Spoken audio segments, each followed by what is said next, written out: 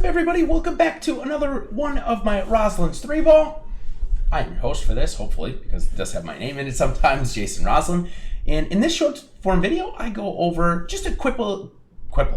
It's early in the morning, I guess, here for me. A couple of quick facts about the week, where we're playing, where we're heading, some golfers playing in it. Then I go into some round one bets, some week-long bets, and some round one showdown focus plays. So just a quick little video on some of the stuff that I may not cover in my content that I, of course, am doing on my own and would like to get out there and share with everybody else. So let's go ahead and go right into my little PowerPoint here. And this week we're heading to the RBC Heritage. The RBC Heritage is played in a little town inside of Hilton Head, South Carolina called Harbortown. And we're playing at Harbortown Golf Links. A par 70, 7,100 yards. Comparable to last week, I've actually left the next three words in there from my last week's presentation. It is a short, old track. Very similar to what we saw last week at Colonial. Again, huge amount of people here in the top 20 in the world are here to complete. We lost 2, we gained 2, so still on that same number. In terms of where to play DFS this week, DraftKings again giving us $1 million to first, while FanDuel's giving us $100K to first, but this week they've reduced their total guaranteed in that contest by $500,000. Last week it was $1 million guaranteed, $100K to first place. This week it's $500K guaranteed, $100K to first place. So just how it goes when the contest doesn't fill and the DFS sites don't want to lose money, which I can understand. All right, now we're going to go into our first player comparison, and it is 2 of the youngest superstars in the game, or budding superstars, I should say, Collin Morikawa and Sung Jae Im. Collin Morikawa this week priced above Sung Jae at $10,000. Sung Jae coming in at $9,700. On FanDuel, $11,500 for Morikawa and $10,900 for Sung Jae Im. Last week, a second for Morikawa at the Chuck Schwab and 10th for Sung Jae Im. Followed by the previous start that they had before the long hiatus, 9th at the Arnold Palmer versus 3rd at the Arnold Palmer. So now when we look at their strokes gained profile, second for Morikawa on approaches, as he fast approaches, one of the best iron players in the game. Sung Jae Im ranked 30th, so not too shabby there either, but putting is where they differ. Morikawa comes in 163rd in strokes gained putting, just hasn't been able to find that pure stroke to get him over the hump and win, whereas Sung Jae Im has, and he ranks 29th and performed very well at the Honda Classic, where he did end up winning, and his putter was a big attribute to that. Next 3 guys that we're going to talk about are Brooks Koepka, Dustin Johnson, and Matt Kuchar. Now, Brooks Koepka and Dustin Johnson are priced below $9,000 on DraftKings for the first time in as long as I can remember, at least a year. Crazy. 86 for Brooks, 85 for DJ, 11-1 on FanDuel, 10-3 on FanDuel. So still, their FanDuel price has not quite caught up with them. Again, a course like this where both of those golfers definitely rely on their long ball, not really a great course for them to do it, but because of the long hiatus, they are playing here this week. If there was no long hiatus, they wouldn't be here, let's be honest. However, the next guy would certainly be here. Matt Kuchar has some of the best course history of anybody out there, including a 2nd place last year. And in fact, Brooks Koepka nor Dustin Johnson have played here in quite some time. Dustin Johnson might have played here actually last year. I apologize. I forgot to write that down, but it was no great finish for Dustin. But still, Matt Kuchar, 2nd place. He's the guy that you want to focus on in terms of that course history angle. All right, the next guys we're going to go is the bets and round one showdown focus, because the golf splits are just the best, so why not start the fun right away? I didn't find pictures of Doc Redman or Aaron Baddeley, or I shouldn't say, I found a picture of Doc Redman, but not of Aaron Baddeley, so I didn't want to make Aaron Baddeley feel bad, so I just gave them both the no picture. I'm taking Doc Redman plus 115 in a no tie. Redman had a good week last week for 3 rounds and had 1 bad round, which put him in 58th place. It was such a condensed leaderboard, though, that, 2 or 3, made putts, and 58th would have turned into 30th really quickly. And although this course would suit Aaron Baddeley's game, I just think that Doc Redman's in a little bit better place, and I like the plus money there. Of course, this is a no-tie bet as well, offered on DraftKings Sportsbook. So I like Doc Redman versus Aaron Baddeley. And equally, I'm going against Daniel Berger. I'm going to think, and presume that there'll be a little bit of a regression after the biggest win of his career. Remember the FedEx St. Jude Classic. That wasn't a WGC event when he won it twice, and definitely the much better fields that he beat last week than he did at the FedEx St. Jude when he won both those. So I think maybe we get a little bit of regression, and Brooks Koepka is plus money in a no-tie match. So really like that. I see no reason not to go ahead and try and beat Berger this week. Nope, sorry.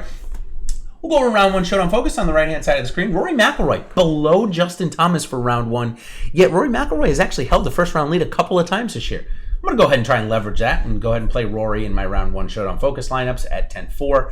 And Joaquin Niemann coming off a really quality Sunday after 2, 3, maybe mediocre days. I'm going to hope that that momentum carries over. 7,300 for him, so pretty quality price.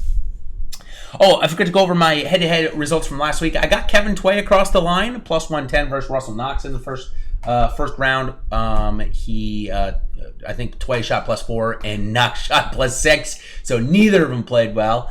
Much to the contrary, on my second matchup that I picked, I took DeChambeau over Rose, and they were 1-2 at the end of the day. Rose being 1, though, so I ended up losing that, bringing my record still 7-7-1 on the year.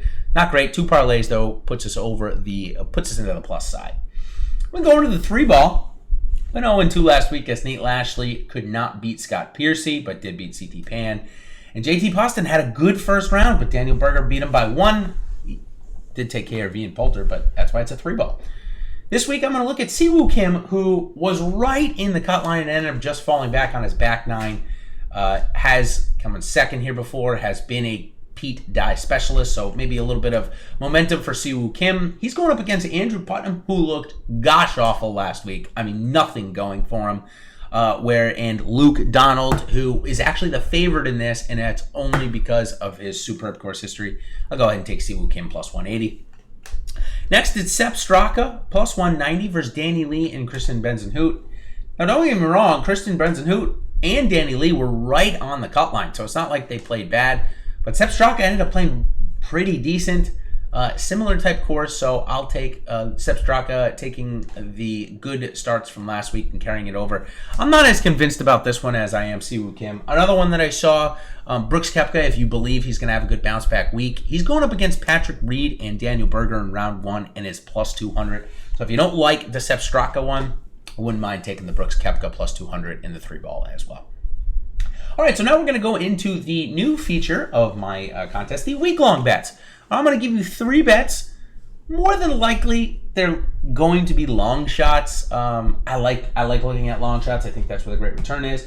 And of course, on my Live Before Lock show on Wednesday nights with Ben, we talk about who we think is going to win the tournament and all that. So if you're looking for just the outright bets on who I think is going to win, that's a great place to turn to. But for now, I'll give you a couple of top 20, top 10, top 5 bets that I'm looking at. First one is Bud Cauley, who had a fantastic week last week. I shouldn't say fantastic. He had a good week last week. Top 30, came in 29th.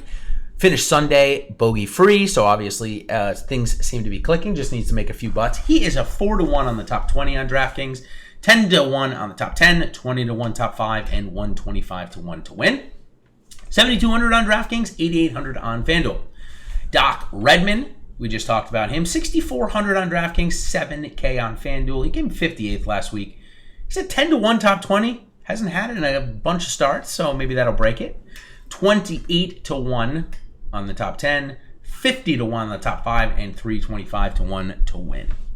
All right, moving on to the last guy, Jazz Janawattananond. Janawattananond is one of the top 40 official world golf ranked golfer out there, and just hasn't been able to find his stride on the PGA Tour, except for that one major. I think it was the PGA Championship where he came in 10th. He just hasn't found that stride yet. This course, though, allows for first time, because of how easy the greens are, it allows for first-time players to do well. You know, most notably Satoshi Kodaira a couple of years ago, stealing that away from the aforementioned Siwoo Kim. So I'm going to head to Jazz Janawattananond, 66 on DraftKings, 72 on FanDuel. Missed the cut last week on the number. Had a 20-footer to make the cut and miss, so I'm not really worried about the form that much.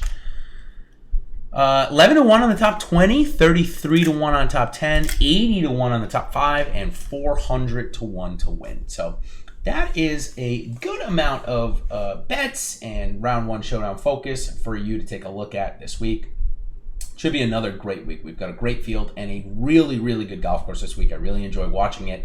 It's such a good golf course, in fact, that my dad even knows it real well and really enjoys watching this course. And, you know, my dad, yes, certainly is a golf fan, but he doesn't normally know the golf courses. And this one he did know. He knew the 18th hole right on the water there. So looking forward to this week. And we've got a great field. So if you're looking for more content, of course, I'll be back with my model breakdown coming up soon, where I'm breaking that actually into a model breakdown and lineup review, where I'm going to go over my top lineup from the week last week, what I used in all of my big contests and any cash games if I played any, just to give you a review on how I break it down and how I use my model to make that lineup. So if you're interested in that, check that out on the other side of this. And until next time, everybody, thanks for joining, and we'll see you on the other side. Cheers.